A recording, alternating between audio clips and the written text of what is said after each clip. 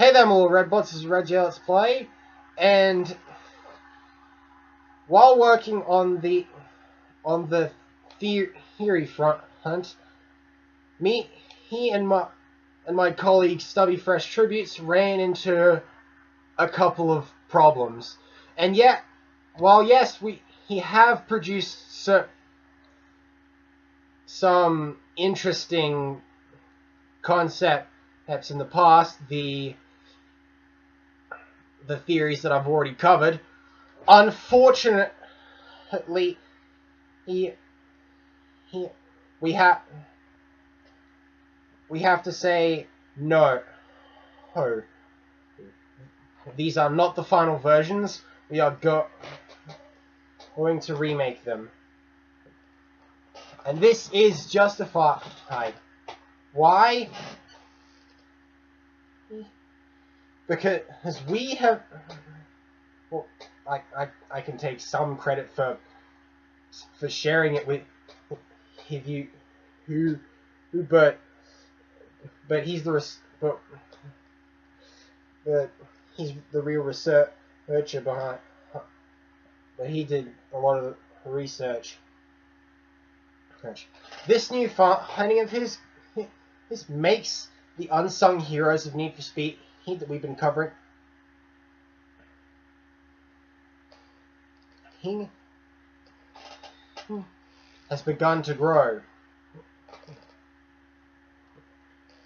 It is very unfortunate that our theories have been confirmed to be false from these findings.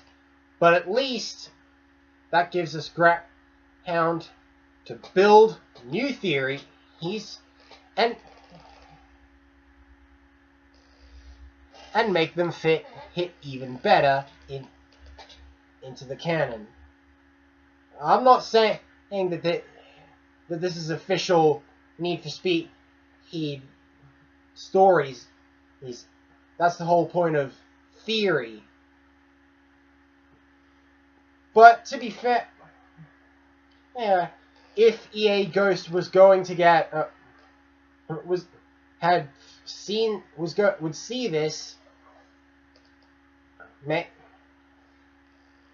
maybe that this could create some opportunity for us. I'm just saying. Hey, although to be fair, Tributes is the majority writer among us. If anything, I can be just a voice actor. My resume, still working on building up a resume on the Zephyr's business channel, and you can see it by clicking the card. Nevertheless, why are we moving on to new ground? Because we had recently discovered a book titled "The Most Wanted." While the provider would like to remain safely anonymous, we can show the cover of a few versions of the book here.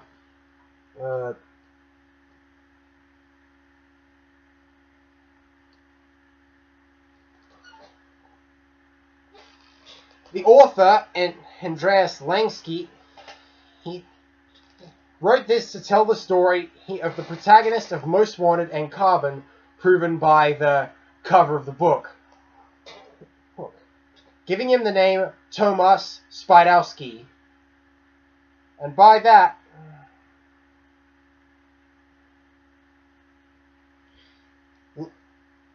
upon learning that, everyone who makes the notion that Ryan Cooper's street racing past led to him being the protagonist of Underground through to Most Wanted has unfortunately been disproven. For all that, we are sorry. So he decided to do a little bit of digging to find out more. Curiously enough, he told me that he told me on a hunch that because Travis, the outlaw from Need for Speed in 2015, was the one who gave you the shout, who gives you the shout out to Eddie's challenge from the Legends update. I have no idea if I ever covered that during the Let's Play. But if you want to find out for yourselves, probably click the card.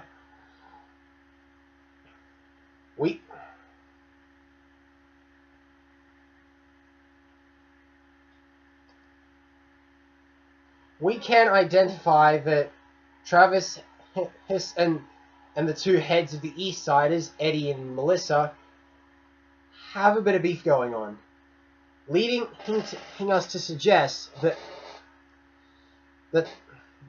the protagonist from the Underground series and the protagonist from Most Wanted and Carbon aren't one and the same, but specifically Travis in Underground and Thomas in Most Wanted Carbon. From this, we have an idea that this may tell the very sad story of the unsung Supra, the one that was driven out, this one that was driven out of Palmont after the prologue race of Carbon. Now that we have this hook, we can now give meaning and perhaps even deeper meanings to these characters and what happened to them before and after the events of their respective games, maybe even during.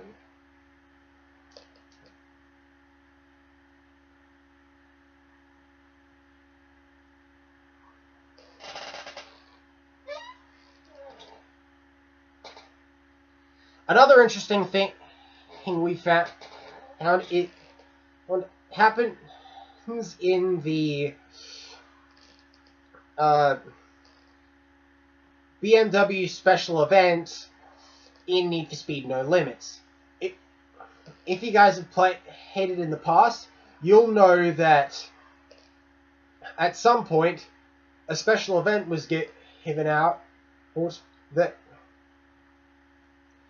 allows you to loan a BMW M4 painted to be the Most Wanted M3 and go take on Hazel with it. So, at some point he says, "That damn car, how'd you get it? It's my nightmare." Razor's running scared from both the M3 and any cars that look like it. And we don't think it's because of Thomas. But Tributes has confirmed that Darius from Carbon is indeed the brother of Michael Mick Rogers, is from Carbon Own the City, in which the story will be titled as Rise and Fall.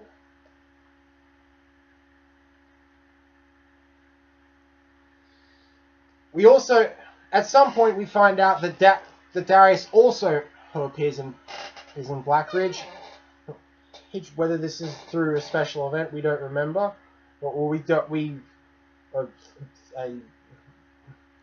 It's possible. More to that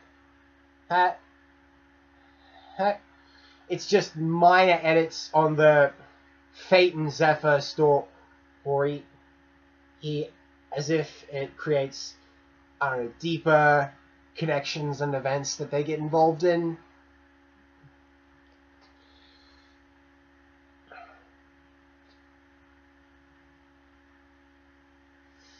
And we thought it'd be nice for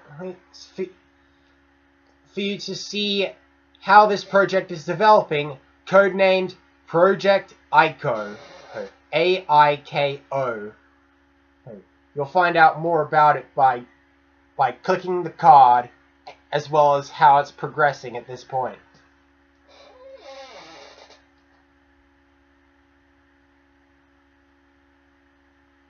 Of course, as a generous offer, he's kindly asked me to help out in the building of this theory, and I'm glad to be of service to Project Aiko.